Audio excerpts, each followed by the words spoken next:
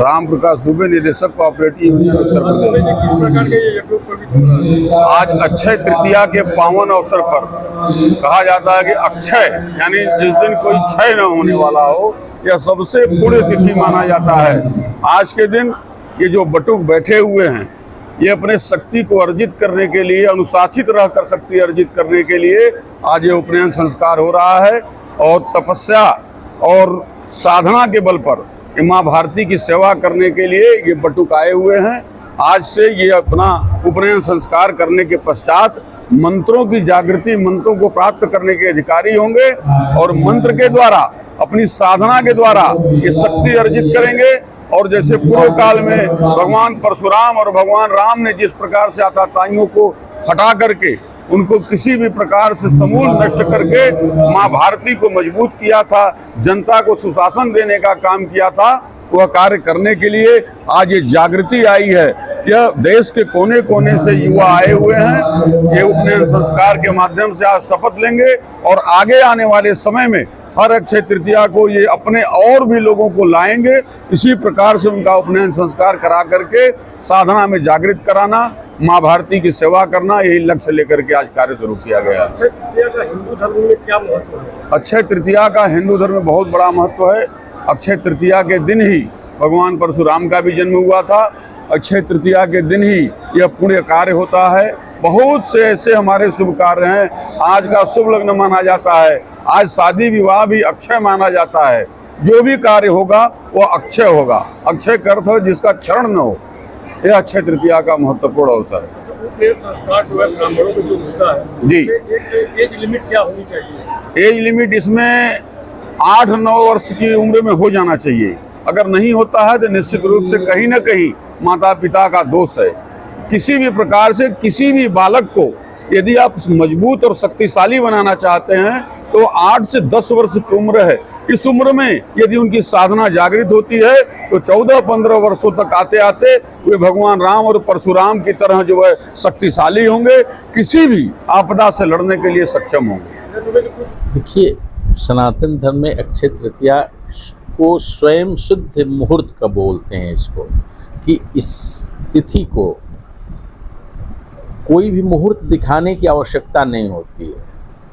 उपनयन के, विवाह के, गृह प्रवेश के, गृहारंभ के, कोई प्रतिष्ठान प्रारंभ करने के लिए ये स्वयं सिद्ध मुहूर्त है। इस दिन मुहूर्त रहता ही रहता है।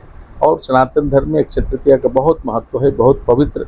सतयुग का प्रारंभ इसी तिथि से होता है, तो बहुत महत्व है। इसलिए धर्म संघ में प्रत्येक वर्ष यज्ञोपवीत कराया जाता है ब्राह्मण बालकों का।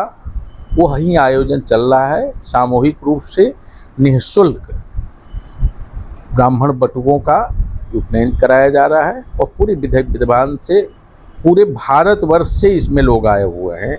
उत्तर प्रदेश, बिहार के तो बहुसंख्यक ही हैं, साथ साथ राजस्थान के भी लोग आए हैं, मध्य प्रदेश के भी आए हैं, छत्तीसगढ़ से आए हैं, उत्तराखंड से आए हैं लोग, और देश के साथ साथ विदेश से भी, नेपाल से भी कुछ बच्चे आए हुए हैं। तो इसलिए बहुत भव्य दिव्य आयोजन चल रहा है और सारी व्यवस्था धर्म संघ के द्वारा की जा रही है। और ये प्रत्येक वर्ष का आयोजन है। वहीं आज पुनः यज्ञोपवीत का कार्यक्रम चल रहा है। इसे तो हम लोग कहते हैं कि सनातन धर्म में 16 संस्कार हैं, तो और यही प्रसिद्ध है, लेकिन ऐसा नहीं है। तत्त स्मृति ग्रंथों में अलग अलग संख्या गिनाई गई है, लेकिन सबसे प्रसिद्धि 16 संस्कारों की है। और यह उपनयन संस्कार जो है, यज्ञोपवीत संस्कार, उसमें यह अति महत्वपूर्ण संस्कार है। क्यों महत्वपूर्ण है कि यही पात्रता आपको देता है वेदारंभ का, कि ये संस्कार होने के बाद ही अधिकारी आप बनते हैं वेद पढ़ने के लिए। तो इसलिए यदि यह संस्कार नहीं होगा तो वेद आप पढ़ ही नहीं सकते हैं। तो इसलिए बहुत ही महत्व का संस्कार है। बात आप उम्र की कर रहे हैं कि क्या उम्र है, तो शास्त्रों में 5 वर्ष से आता है, फिर कई जगह 8 वर्ष से आता है। 8 से 13 तक की अवस्था विहित है कि इस उम्र में हो जाना चाहिए, परंतु ऐसा नहीं है कि यदि उस उम्र के दौरान नहीं हो पाया तो फिर आपका यज्ञोपवीत नहीं हो पाएगा। हमारे यहाँ शास्त्रों में आया है कि काल का भले ही लोप हो जाए, काल का भले ही, काल मतलब समय है, तो समय भले ही बीत जाए, कर्म का लोप नहीं होना चाहिए। जो कर्म करना है वो नहीं छूटना चाहिए, उसको करना ही है।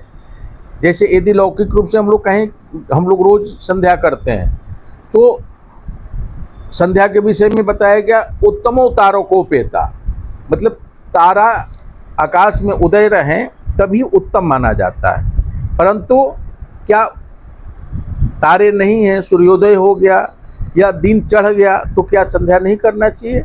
नहीं, भले ही वो काल का लो समय बीत गया, लेकिन उस कर्म को आप अवश्य करिए। तो उसी तरह से भले ही 13 वर्ष बीत गया है, 14, 15, 18, 20, 22, हमारे यहाँ भी देखिए 30, 30, 35, 35 बताएं। मेरा नाम पंकज पांडे है। यह धर्म संघ भवन दुर्गाकुंड है, मणिबंध यहाँ मंदिर है।